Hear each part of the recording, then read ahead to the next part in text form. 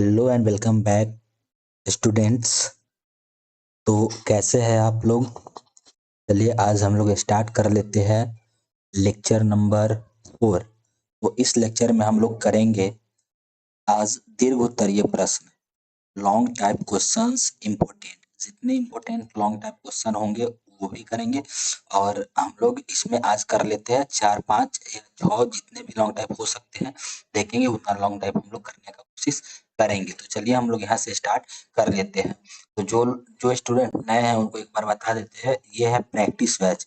और इस practice batch में हम लोग क्या कर रहे हैं, तो इस प्रैक्टिस बैच जो कि 2025 के क्लास 10th के एग्जाम, जिन लोगों का एग्जाम क्लास 10th में है, जो लोग जिनका एग्जाम 2025 में है उन लोगों के लिए है। इस वाले बैच में हम लोग कर रहे हैं ऑब्जेक्टिव, फिर कर रहे हैं 2 मार्क्स वाला सब्जेक्टिव, और फिर कर रहे हैं 5 मार्क्स वाला सब्जेक्टिव, यानी कि 2 मार्क्स वाला अति लघु उत्तरीय, लघु उत्तरीय प्रश्न, और 5 मार्क्स वाला दीर्घ उत्तरीय प्रश्न और ऑब्जेक्टिव कर रहे हैं।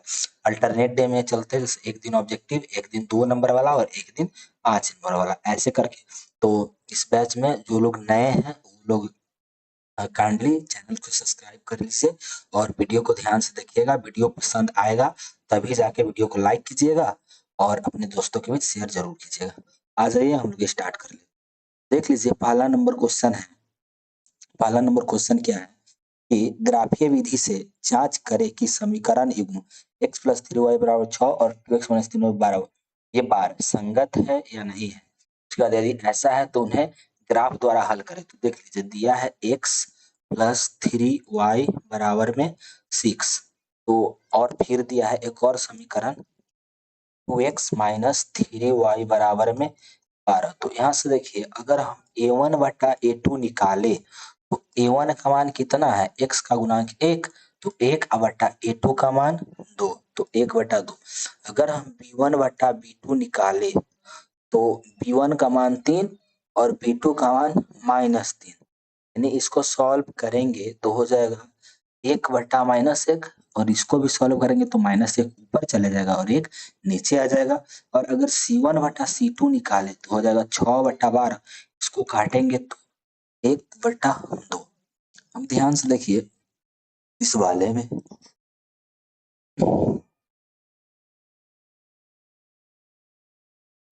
देखिए A1 बटा A2 जो है वो बराबर नहीं है B1 बटा B2 के। देखिए 1 बटा 2 और ये दोनों बराबर नहीं है, और ये वाला वैल्यू और ये वाला वैल्यू बराबर नहीं है, तो ये बराबर नहीं है C1 अपॉन C2 के। तो ऐसा जब होता है तो इसमें हलों का संख्या 1 होता है और इसको क्या बोलते हैं, संगत बोलते हैं। क्या बोलते हैं, संगत। तो इसका कैसा हल होगा, संगत हल। तो यहाँ पे हो गया संगत हल। अब बोला है अगर संगत हल है तो ग्राफ से हल कीजिए। यहाँ तक पहले नोट कर लेंगे, ठीक है, कर लीजिए, वीडियो को रोक के नोट। चलिए आगे नेक्स्ट देखते हैं। अब इसको ध्यान समझिएगा, अब इसको ग्राफ से हल करना है। तो ग्राफ से हल करने के लिए हम लोग क्या करेंगे, ग्राफीय विधि का यूज करेंगे। ध्यान से देखेंगे।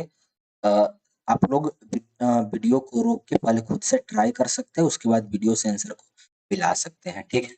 चलिए हम लोग यहाँ से देख लेते हैं इसके आंसर को। देखिए पहला समीकरण क्या है, पहला समीकरण है x प्लस, रुकेंगे,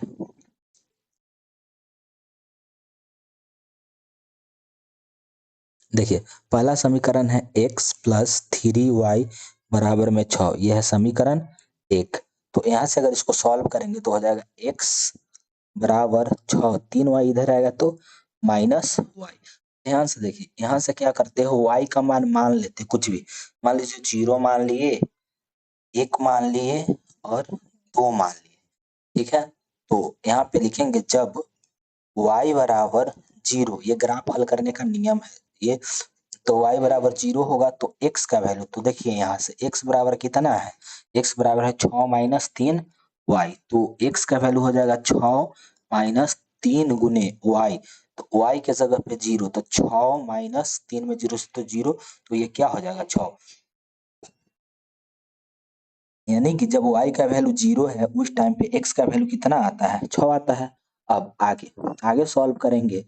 अगर y का वैल्यू हम लोग 1 लेते हैं, y का वैल्यू 1 लेंगे तो x का मान कितना हो जाएगा, 6 माइनस 3y, तो ये हो जाएगा 6 माइनस 3 गुने y के जगह पे 1, तो 6 में से 3 जाएगा तो 3। उसके बाद अगर हम लोग y का वैल्यू 2 लेते हैं, x का वैल्यू कितना होगा?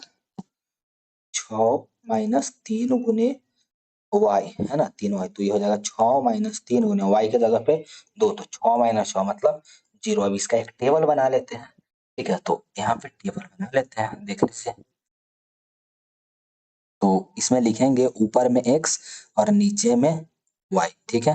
अब ध्यान से देखिए, एक y का वैल्यू कितना कितना था? 0 था, 1 था और 2 था। जब y का वैल्यू 0 था तो x का वैल्यू कितना आया? 6 आया, तो 6 आया। जब y का वैल्यू 1 था तो x का वैल्यू कितना आया? 3 आया। जब y का वैल्यू 2 था, x का वैल्यू कितना आया? 0 आया। तो ये हो गया टेबल, ठीक है। इसी तरह से दूसरा वाले को हल करते हैं। ये हो गया पहला वाला का टेबल, ठीक है। इसको बनाएंगे और इसके नीचे को उसमें बनाएंगे। तो दूसरा समीकरण हल करते हैं। तो दूसरा समीकरण है 2x माइनस 3y बराबर में 12। तो 2x बराबर हो जाएगा 12, माइनस 3y इधर आएगा तो प्लस 3y। तो यहाँ से x का वैल्यू हो जाएगा 12 प्लस 3y और बट्टा में कितना होगा? 2। अब y का वैल्यू मान लेंगे तो एक 0 मान लेते हैं और एक 2 मान लेते हैं, ठीक है। एक क्यों नहीं मानेंगे? क्योंकि एक मानेंगे तो ये हो जाएगा 3 और 12 15, 15/2 मतलब दशमलव में आ जाएगा, इसलिए 2 मान लिए, ठीक है। 2 वैल्यू ही मान लेते हैं, इसको हम बना लेते हैं। तो ऐसे ही करेंगे। अब लिखेंगे जब y का वैल्यू 0 तो x का वैल्यू, तो x बराबर कितना है? 12 प्लस 3y और बटा में 2। तो इसको सॉल्व करेंगे, तो इधर सॉल्व कर लेते हैं, ठीक है। तो देख लीजिए, ये हो जाएगा x का वैल्यू 12 प्लस 3 गुने y के जगह पे 0 और बटा में 2, यानी x का वैल्यू 12 प्लस 0 बटा में 2, यानी कि 12 बटा में 2 और 12/2 मतलब 6। कितना हो जाएगा? 6। तो ये हो गया 6। इसके बाद अब हम लोग y का वैल्यू रखेंगे 2, तो जब y का वैल्यू 2 तो x का वैल्यू 12 प्लस 3y और बटा में कितना? 2, ठीक है। तो इसको हम लोग इधर सॉल्व कर लेते हैं, ठीक है।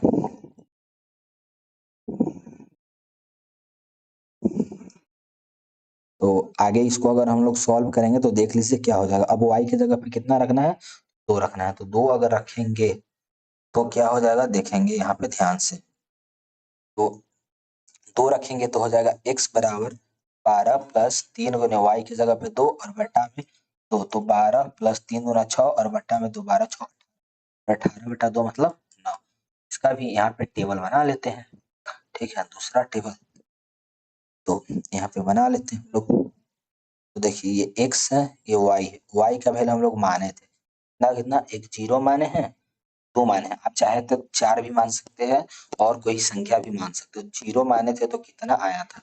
0 माने थे तो 6 आया, 6 आया है। और जब यहाँ पे कहाँ गया? जब 2 माने हैं तो कितना आया है? 9 आया है, तो 9 आया। इसी चीज को हम लोग ग्राफ पे बना लेंगे, ठीक है। तो देख लीजिए ग्राफ पे कितना कितना डिनोट करना है? x 6 y 0 जरिए हम लोग ग्राफ पे डिनोट करते हैं, ठीक है। तो देख लीजिए इसको अगर ग्राफ पे हम लोग बनाएंगे तो यहाँ पे देखिए x का वैल्यू 6, हम लोग इसको ग्राफ पे बना लेते हैं। x का वैल्यू 6 और y का वैल्यू 0, ठीक है। तो यहाँ से पॉइंट ले लेंगे और हम लोग इसको बना लेंगे। तो ये ठीक है, x का वैल्यू 6,0 यहाँ पे है, ओके। और उसके बाद हम लोग आगे देखते हैं कि x का वैल्यू और कौन सा था। तो 6,0 हो गया, 3,1 है। तो अब लेते हैं हम लोग उसका वैल्यू 3,1। तो x का वैल्यू 3, सेकंड रुकेंगे, x का वैल्यू 3 और y का वैल्यू 1। हाँ यही तो, एक सेकेंड, ये वाला लेट करेंगे और ये c इसको भी हटा देते हैं। एक सेकंड रुकेंगे जरा। हाँ कितना बोले थे? हाँ x का वैल्यू 3 है ना, x का वैल्यू 3 कहाँ आएगा? यहाँ पे, और y का वैल्यू 1। तो थोड़ा सा इसको और हम लोग छोटा करेंगे तो ये हो जाएगा, हाँ एक सेकेंड, ठीक है। अब देख लीजिए आगे, तो x का वैल्यू अब 3 रखना है, तो 3 और 1, तो 3 और 1 यहाँ है। अब इन दोनों लाइन को ऐसे करके मिला देंगे, तो मिला दिए, ठीक है। इसको आगे भी बढ़ा सकते हैं। सेम आगे देख लेते हैं अब कितना कितना था।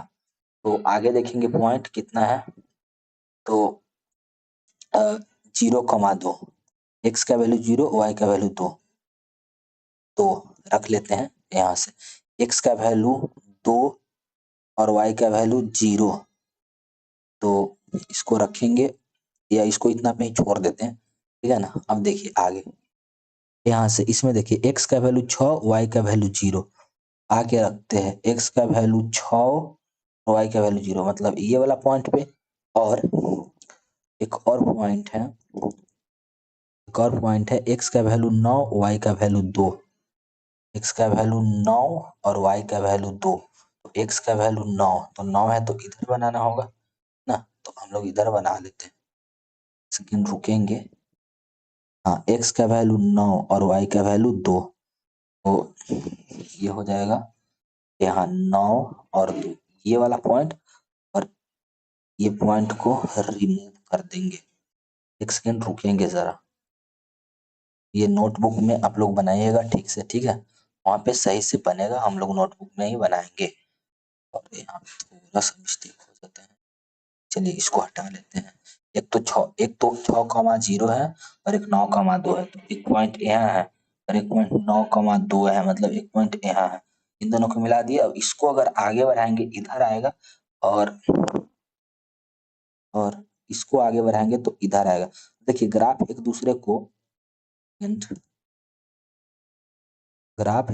को कहाँ काट रहा है, देख लीजिए 6,0 पे। तो लिखेंगे कि ग्राफ एक दूसरे को 6,0, ये वाला पॉइंट क्या है 6,0, मतलब यहाँ पे x का वैल्यू 6 है, y का वैल्यू 0, तो लिखेंगे ग्राफ 6,0 पे एक दूसरे को प्रतिच्छेद करता है, इसीलिए इसीलिए x का वैल्यू 6, y का वैल्यू 0। तो आ जाइए लिख लेते हैं, ठीक है। तो लिखेंगे कि यहाँ पे लिखेंगे, चूंकि सेकंड पेन का कलर चेंज कर लेंगे हम लोग, चूंकि ग्राफ ग्राफ एक दूसरे को ग्राफ एक दूसरे को एक दूसरे को 6,0 पर प्रतिच्छेद करती है, इसीलिए x बराबर 6 तथा y बराबर 0, ये हमारा आंसर हो गया। और ऐसे बनाने पे मिलेगा 5 में से 5, तो हम लोग पूरा बनाएंगे ऐसे ही एग्जाम में, ठीक है। नेक्स्ट क्वेश्चन, सिद्ध करें कि cos a माइनस साइन ए। देख लीजिए यहाँ से अगर हम लोग LHS को लेंगे, LHS में क्या है, cos a minus sine A plus 1, और बट्टा में एक काम करते हैं ना, इसको इधर से बनाते हैं पूरा साइड से, ठीक है, ताकि स्पेस रहे। तो LHS में कितना है देखेंगे ध्यान से, LHS में cos a minus sine A plus 1 और upon cos a plus sine A minus 1, लाना है इधर वाला वैल्यू। ध्यान से देखेंगे, अब क्या है, देखिए cos a है, साइन a है और 1 है। अब देखिए हमको 1 के साथ क्या किया जाए, cosec हो जाए, और ये जो cos है ये cot हो जाए। तो इसको 1 को cosec में बदलने के लिए साइन से भाग देंगे, क्योंकि ये लाना है। तो लिखेंगे यहाँ पे प्रत्येक में साइन ए से भाग देने पर, लिखेंगे प्रत्येक में साइन ए से भाग देने पर, तो आ जाइए सब में साइन ए से भाग देते हैं। तो देख लीजिए यहाँ पे क्या है, cos a किससे भाग देना है, साइन ए से, माइनस साइन ए किससे भाग देना है, साइन ए से, प्लस 1 भाग देना है साइन ए से, बटा में सेम जो है उसको लिखेंगे, cos a भाग देना है साइन ए से, प्लस साइन ए, इसको डिवाइड करेंगे हम लोग साइन ए से, और -1 है ना, एक सेकेंड, तो लिखेंगे -1 और इसको भी भाग देना है साइन से। ठीक है, यहाँ तक क्लियर है। चलिए नेक्स्ट देखेंगे। कोई डाउट आएगा तो काइंडली कमेंट सेक्शन में बोलिएगा। तो देख लीजिए यहाँ से कॉस बटा साइन, तो कॉस बटा साइन क्या होता है, कॉट होता है। लिखेंगे कॉट ए माइनस साइन से साइन कट जाएगा एक पे, तो एक प्लस 1 बटा साइन कॉसेक ए, तो कॉसेक ए, और नीचे में क्या कर देते हैं, तो नीचे में कर देते हैं ऐसे ही कॉस बटा साइन क्या होगा कॉट, तो ये हो जाएगा कॉट ए प्लस साइन से साइन कटेगा 1 बार में -1 बटा साइन कॉशेक ए। अब ध्यान से देखिए यहाँ पे cot A plus cosec A -1 है ना, और बटा में cot A minus cosec A plus 1।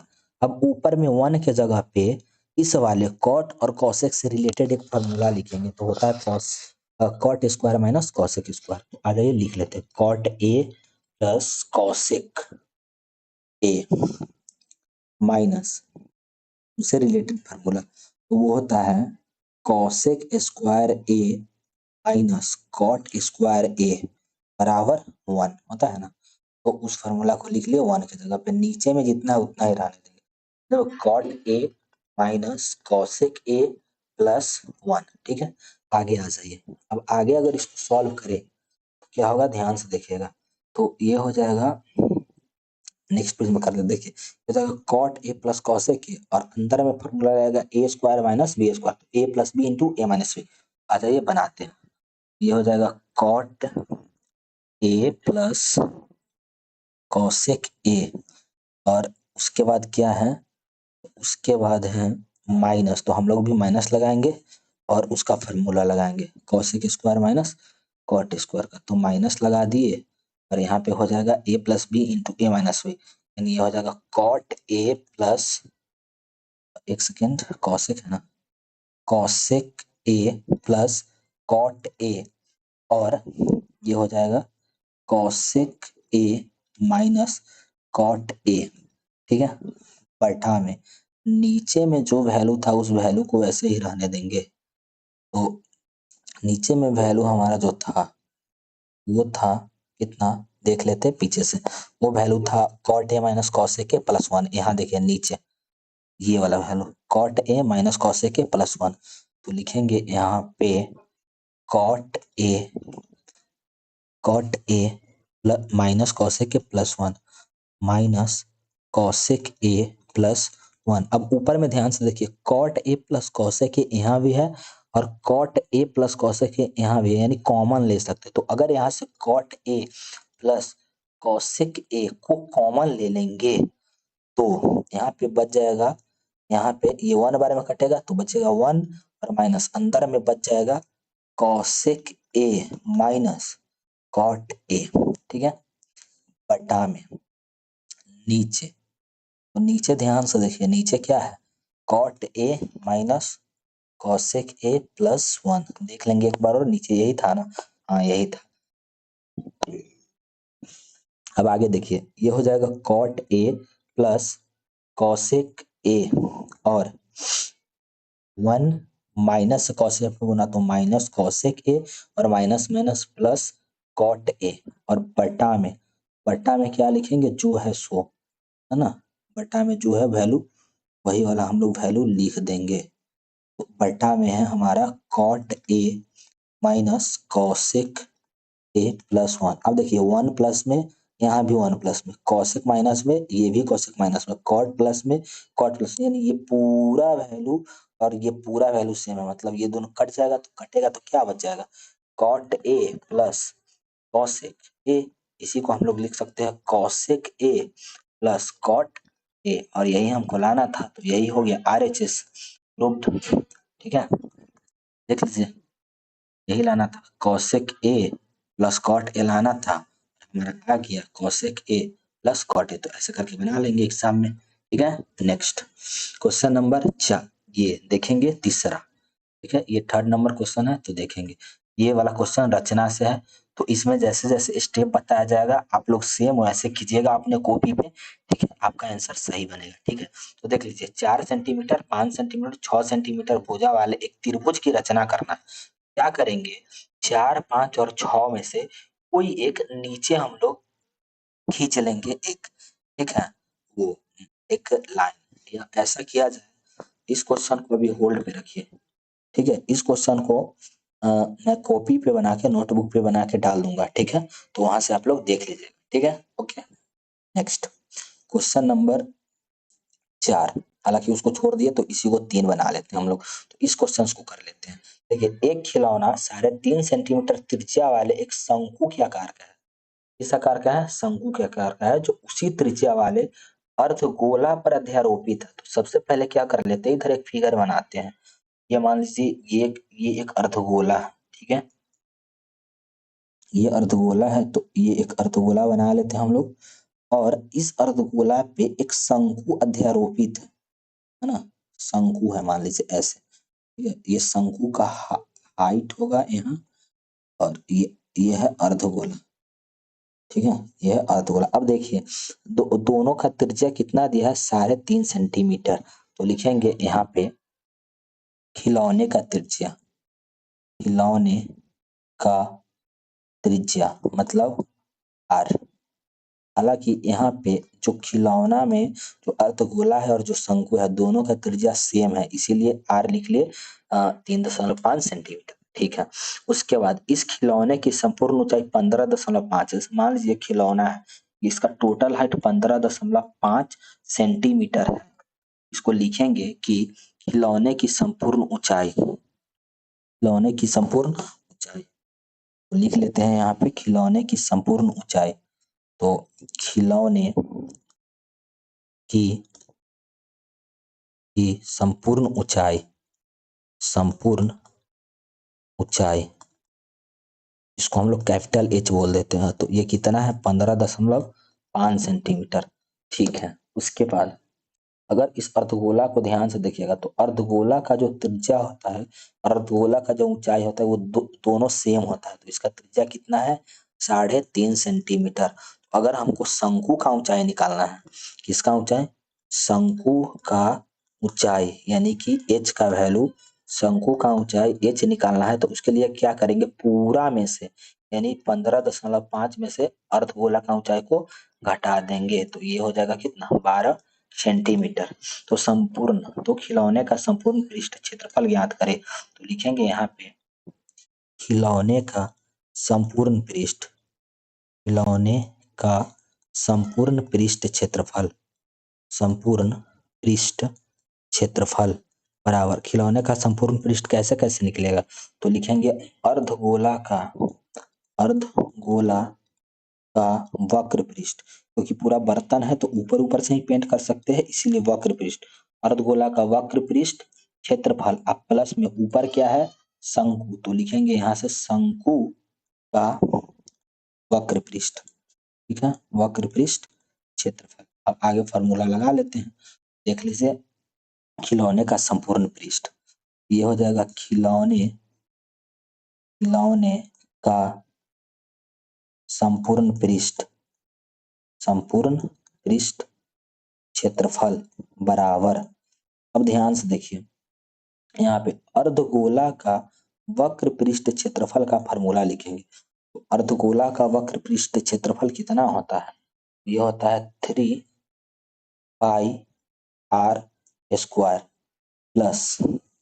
Plus शंकु का वक्र पृष्ठ क्षेत्रफल, शंकु का वक्र पृष्ठ होता है πrl, क्या होता है? πrl। अब देखिए, इन दोनों में से हम लोग पाई आर को कॉमन कर सकते हैं, तो पाई आर को कॉमन कर देंगे तो अंदर में यहाँ पे क्या बचेगा? 3, और यहाँ पे बचेगा आर। पाई आर को कॉमन कर देंगे तो एल। अब पाई का मान 22/7, और त्रिज्या कितना था? त्रिज्या था, देखिए त्रिज्या कितना था? 3.5। तो लिखेंगे 3.5 इंटू 3 इंटू आर का वैल्यू 3.5 प्लस एल। तो यहाँ पे एल निकालेंगे। अब देखिए, एल निकालने के लिए हम लोग क्या करेंगे, ध्यान से सुनिएगा, ठीक है। तो देख लीजिए, एल निकालने के लिए हम लोग क्या करेंगे, एल मतलब क्या होता है? शंकु का तिर्यक होता है, तो यहाँ पे लगाएंगे पाइथागोरस। तो एल बराबर होता है √h² माइनस, लिखेंगे एल बराबर √h² माइनस, तो ये हो जाएगा एल बराबर रूट अंडर एच, एच मतलब शंकु का ऊंचाई कितना था, कितना था एच 12, तो 12 में से किसको घटाएंगे 3.5, तो ये हो जाएगा 12 का स्क्वायर माइनस 3.5 का स्क्वायर, 12 का स्क्वायर निकालेंगे हो जाएगा कितना, इसको भी बनाना है 44, 3.5 का स्क्वायर 12 और 2 5, H square plus R square plus L बराबर हो जाएगा, यहाँ पे इन दोनों को जोड़ेंगे 156.25, इसका अगर हम लोग वर्गमूल,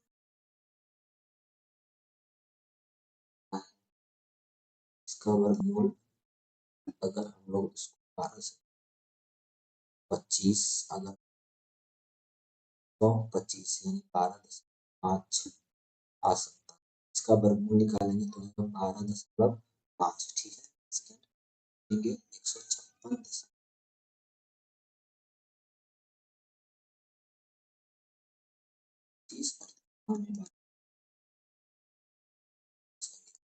ठीक है, इसका यही होगा 12.5, तो इसको भी नोट कर लें, इसको बना रहे तो ऊपर में एल, ठीक है, आ गई 12.5, ठीक है,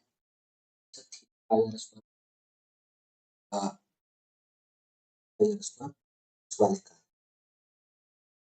अर्धगोल, अर्धगोला का वक्र पृष्ठ क्षेत्र, ठीक है,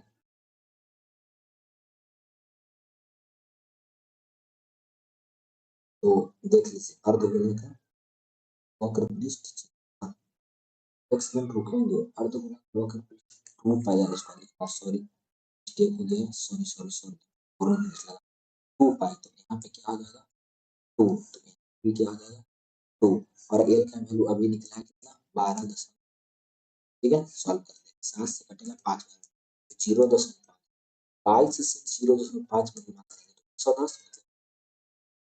मतलब 3.5 7 प्लस 12.5, इसको जोड़ेंगे तो 12 और 7, 7 और 2 9, 19.5, ठीक है, अब गुना कर लेंगे तो 5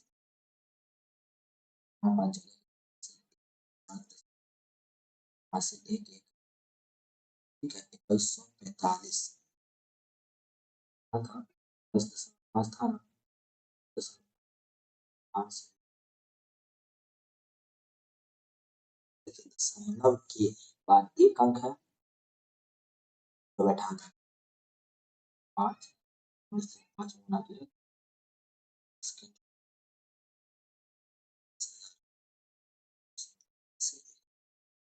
तो 14.5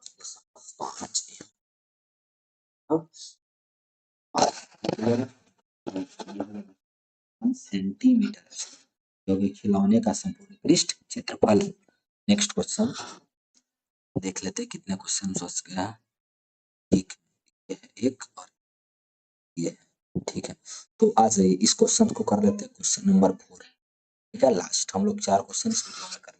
सिद्ध करें कि एक समकोण त्रिभुज में कर्ण का वर्ग शेष 2 भुजाओं के वर्गों के योग के बराबर होता है, इसी को हम लोग बोलते हैं पाइथागोरस प्रमेय, क्या बोलते हैं पाइथागोरस प्रमेय, ठीक है, पाइथागोरस प्रमेय क्या हुआ, बोला सिद्ध करे कि एक समकोण त्रिभुज, तो सबसे पहले एक समकोण त्रिभुज बना लेते हैं, मान लीजिए कि ये एक समकोण त्रिभुज है ना, इस समकोण त्रिभुज में क्या सिद्ध करना है कि कर्ण का वर्ग, तो ये मान लीजिए ए है, ये मान लीजिए बी, मान लीजिए सी है, तो ये अगर कर्ण है डिग्री है 90 डिग्री है, तो कर्ण का वर्ग ये डिग्री के सामने वाला कर्ण, और इन दोनों में हो जाएगा शेष 2 भुजा, ये दो शेष 2 भुजा, ये लंब है और ये वाला आधार है, यही लंब है ये आधार है, कोई वो थीटा पे डिपेंड करता है, तो इन दोनों के योग के बराबर होता है, ये हमको क्या सिद्ध करना है, तो हमको सिद्ध करना है कर्ण का वर्ग, सिद्ध करना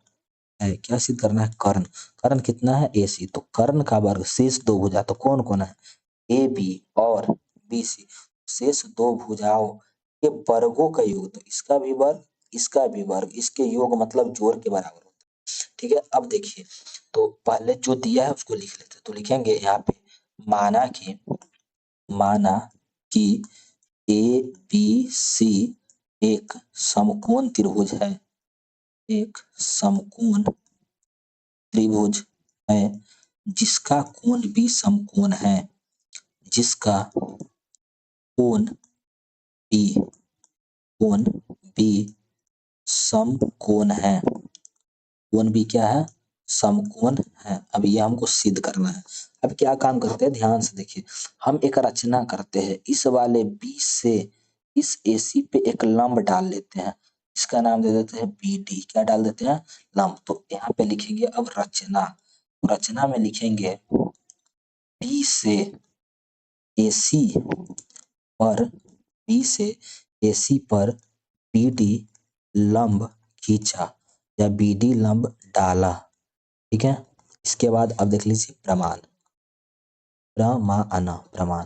अब ध्यान से देखिए, अगर हम इस वाले त्रिभुज को और बड़े वाले त्रिभुज को, दोनों को, अगर इस त्रिभुज को और बड़े वाले त्रिभुज को आपस में समरूप या सर्वांगसम कर दे, अरे समरूप ही कर लेते हैं, अगर समरूप कर दे, ध्यान से देखिए क्या होगा। इस त्रिभुज को और बड़े त्रिभुज, तो इस त्रिभुज का नाम क्या है। अच्छा देखिए, जैसे कि ये वाला 90 डिग्री है ना, और ये लंब है, ठीक है। तो अगर त्रिभुज त्रिभुज ए बी सी और त्रिभुज A D B, A B C मतलब बड़ा और ए डी बी मतलब बड़ा, इन दोनों को अगर समरूप कर दे, अभी नहीं किए, अगर कर दे तो देखिएगा क्या हो जाएगा। समरूप त्रिभुज के क्षेत्रफल का अनुपात उनके संगत भुजा के अनुपात के बराबर।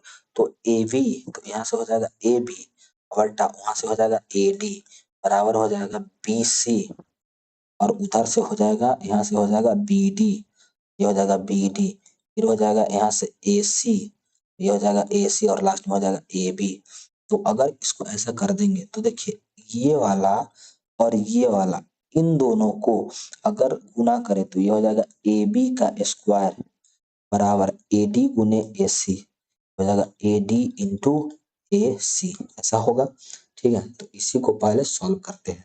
तो लिखेंगे त्रिभुज ए बी सी तथा त्रिभुज त्रिभुज ए डी बी में, इन दोनों त्रिभुज में, अब देखिए इन दोनों में एंगल ए बी सी बराबर एंगल ए डी बी।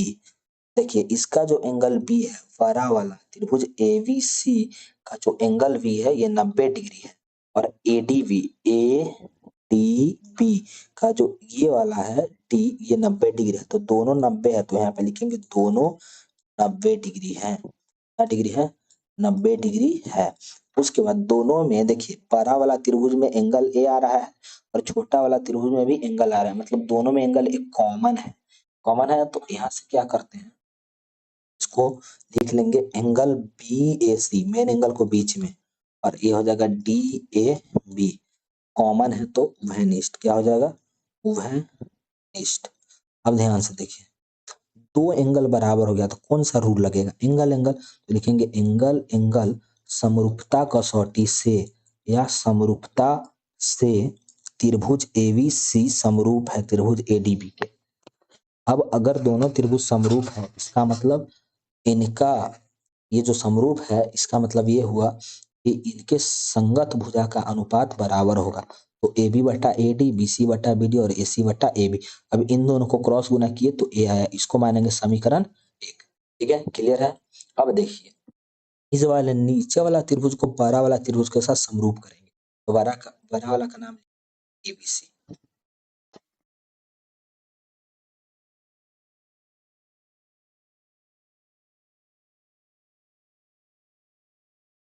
लिखेंगे त्रिभुज ए बी सी तथा त्रिभुज छोटा वाला का नाम, इसमें लिखा है ए बी सी, तो छोटा वाला का नाम लिख लेते हैं ए, सॉरी छोटा वाला है ना, तो C T B, C T और डी, एक सेकंड रुकेंगे, बी भी दोनों में है कॉमन, और सी, और यहाँ पे D, second A B C और सी, ए बी सी, सी कॉमन है ना, तो सी कॉमन हो गया, और यहाँ से तो यहाँ पे इसको लिखेंगे लास्ट में सी, ई जो है वो डी के बराबर है ना, देख लीजिए लास्ट में सी, बी जो है डी के बराबर है और एक बी बच गया तो यहाँ पे आ जाएगा बी, यानी हो जाएगा बी डी सी ए। अब ध्यान से देखिए दोनों त्रिभुज में जो एंगल ए बी सी है और जो एंगल बी डी सी है दोनों समकोण है, तो लिखेंगे दोनों 90 डिग्री, दोनों 90 डिग्री। ठीक है, देख लीजिए दोनों कितना कितना है, ये भी 90 और ये भी 90, तो एक एंगल बराबर हो गया। एक और, अब दोनों में देखिएगा तो दोनों में सी कॉमन आ रहा है में भी और इस छोटा वाला में, तो सी को कॉमन करेंगे तो यहाँ पे कॉमन करेंगे तो ए सी बी बराबर angle B C D common है तो क्या लिखेंगे, उभयनिष्ठ। क्या लिखेंगे, उभयनिष्ठ। अब कौन सा रूप लगेगा, एंगल एंगल, तो लिखेंगे एंगल एंगल समरूपता से, एंगल एंगल समरूपता से त्रिभुज एबीसी, त्रिभुज ए बी सी समरूप हो जाएगा त्रिभुज बी डी सी के। अब समरूप हो गया तो हम लोग जानते हैं समरूप त्रिभुज का संगत भुजा, समरूप त्रिभुज का संगत भुजा क्या होता है, समानुपाती, तो यहाँ से हो जाएगा बटा हो जाएगा बी डी, बी डी बराबर यहाँ से हो जाएगा बी सी, तो बी सी और बटा यहाँ से हो जाएगा सी डी, सी डी या डी सी बात बराबर है, और ये फर्स्ट टर्म लेंगे तो ए सी और इसका फर्स्ट टर्म लेंगे तो बी सी। देखिए इन दोनों में ये दोनों मिल रहा है तो इन दोनों को क्रॉस गुना करते हैं, तो बीसी में बीसी से गुना करते हैं, बीसी स्क्वायर बराबर एसी इंटू सी डी, समीकरण 2। अब देखिए समीकरण 1 यहाँ पे है और समीकरण 2, अगर दोनों को जोड़ेंगे तो लिखेंगे समीकरण 1 जोड़ 2 से, समीकरण 1 जोड़ 2 से, तो उधर वाला समीकरण है ए बी स्क्वायर, यहाँ हो जाएगा ए बी स्क्वायर प्लस इधर वाला समीकरण का एलएचएस है B C square, A B square plus B C square बराबर उधर में है ए डी इंटू ए सी, तो लिख लेते हैं ए डी इंटू ए सी और प्लस यहाँ पे हो जाएगा ए सी इंटू सी डी। अब यहाँ पे ध्यान से देखिए इन दोनों में से अगर ए सी को कॉमन करेंगे तो हो जाएगा A D plus C D, ये हो जाएगा ए सी इंटू, इधर क्या है तो इधर है A B square plus B C square बराबर ए सी इंटू, ध्यान से देखिए यहाँ पे ये जो ए डी है और ये जो सी डी है दोनों मिलकर क्या बन जाएगा, सी, ये जो ए डी है और ये जो सी डी है दोनों मिलकर बन जाएगा ए सी, हो गया A B square plus C square बराबर ए सी में ए सी से गुना करेंगे तो ए सी स्क्वायर, इसी को ठीक से लिख देंगे ए सी स्क्वायर बराबर A B square plus C square, और यही हमको लाना था, सिद्ध हो गया, यही लाना था ना, यहाँ पे देख लीजिए ये सिद्ध करना था, ये हमारा सिद्ध हो गया तो लास्ट में लिख देंगे रूट। ठीक है, तो जो लोग नोट नहीं किए हैं इसको नोट कर लीजिए और इसका बार बार बना के प्रैक्टिस करेंगे, कोई भी दिक्कत आया हो तो दोबारा वीडियो को देख लीजिए, क्लियर हो जाएगा। ठीक है, और अगर डाउट रह जाता है बोलिए, मैं इस क्वेश्चन को फिर से एक बार और या नेक्स्ट क्लास में बता दूंगा। ठीक है, तो यहाँ तक जो लोग भी वीडियो देख लिए, यू वेरी मच, प्लीज अगर वीडियो पसंद आता है अभी चैनल को सब्सक्राइब कर लीजिए ताकि आगे जो वीडियो आएगा एग्जाम से रिलेटेड वो सही टाइम पे मिल जाए, और वीडियो पसंद आ गया है तो वीडियो को लाइक कर दीजिए।